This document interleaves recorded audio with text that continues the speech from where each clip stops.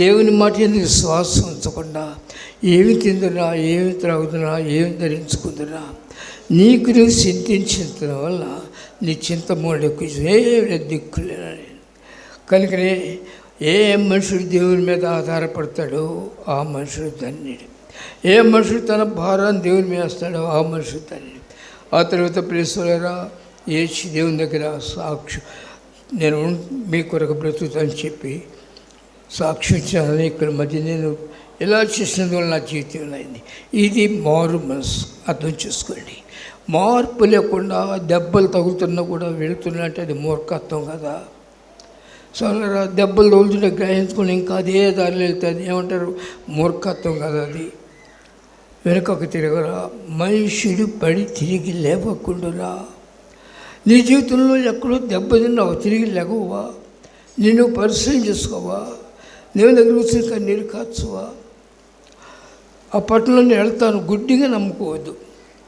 అది పరిశుద్ధులు పోవు మార్గం గుర్తుపెట్టు, అపవిత్రులు పోవు మార్గం కాదు.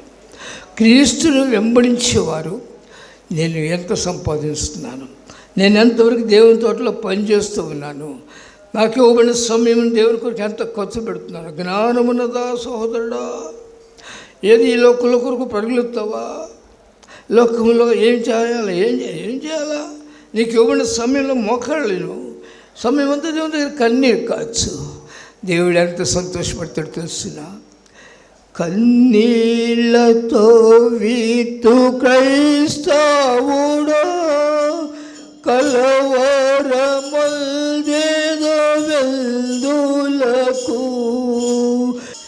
సోదరా, కన్నీళ్ళతో నువ్వు దేవుని సన్నిధిలో కూర్చుని నీ సమయాన్ని ఆయనకు అప్పగించి ఏడుస్తూ ఉన్నట్లయితే ఏం సంపాదించాలి తెలుసునా? దేవుని తోటలో నువ్వు పని చేయాలి. మేము విశ్వాసులమండి, మేము సేవకులం కాదండి. ఎవరు చెప్పాడు? ప్రతి ఒక్క మనుషులు కూడా పిలిచి ఏమన్నాడు తెలుసునా? మీరు భూదిగంతం వరకు నాకు సాక్షులుగా ఉండండి. ప్రేసోదరు, ఏమైనా నువ్వు భూదిగంతంలో సాక్షులు చాలామంది కష్టపడుతూ ఉంటారు. ఇప్పుడే నా ప్రియ సోదరునితో మాట్లాడుతున్నాను. సోదరుడు, చాలా పరిచయం వస్తారు, మంచిది. కానీ ఆత్మల కొరకు ప్రయాసపడండి. ఆత్మని తెచ్చుకోండి. లేకపోతే గొడ్డుబోతులు దేవునితో ఉండలేరు. గొడ్డుబోతనం ఉందా అంటే మాకు పిల్లలు ఉండాలండి. శరీరాసన పిల్లలు దేవుడు ఇచ్చాడు, ఆత్మాసన పిల్లలు కూడా దేవుడు ఇస్తాడు.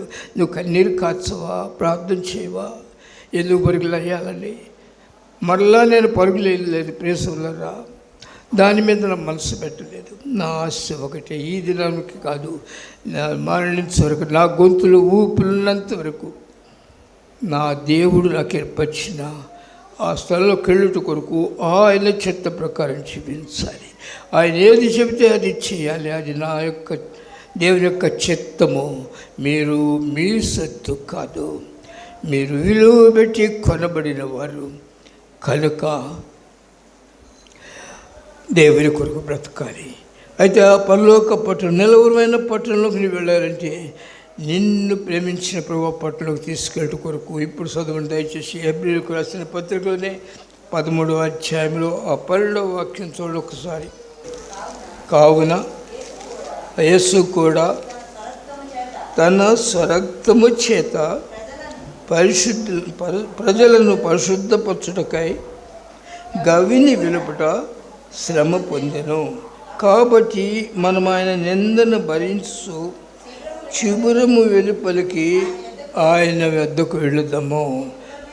ప్రియసలారా చూడండి, ఇక్కడ చెప్పబడిన మాట, మనను ఆ యొక్క నిలువరైన పట్టణం లేదు కనుక మనం ఉండబో పట్టణానికి మనం చేర్చుట కొరకు ప్రభు అయిన క్రీస్తు వారు గవిని వెలుపట శ్రమనందినారు. గవిని వెలుపట శ్రమనందారు. ఎందుకు శ్రమనందవలసి వచ్చింది? ప్రియసలారా, ఎఫెసీయులకు రాసిన పత్రిక 5వ అధ్యాయంలో, కావున మీరు ప్రియులైన పిల్లల వలె దేవుని పోలి నడుచుకొని ఆయన మిమ్మల్ని ప్రేమించి పరిమళ వాసన ఉండటం కొరకు తను తాను అప్పగించుకొని. చదవండి. మీరు ప్రియులైన పిల్లలు అంటే అర్థం ఏంటి? చదువుకుంటూ వెళ్తున్నాం.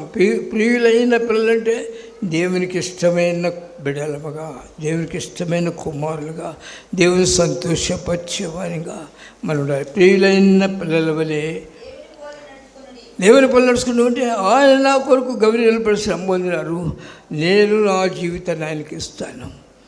నాకు ఇవ్వబడిన నా సమయమును, నా ఆయుష్, నా ఆరోగ్యమును ఆయన కొరకు ఖర్చు పెడతాను. ఆ మంట ఒక మనిషిలో ఉంటే ఆ మనిషి ఏ శత్రువు కూడా తాకలేదు.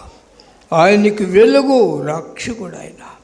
నేను సరైన మార్గంలో నడిపించేవాడు.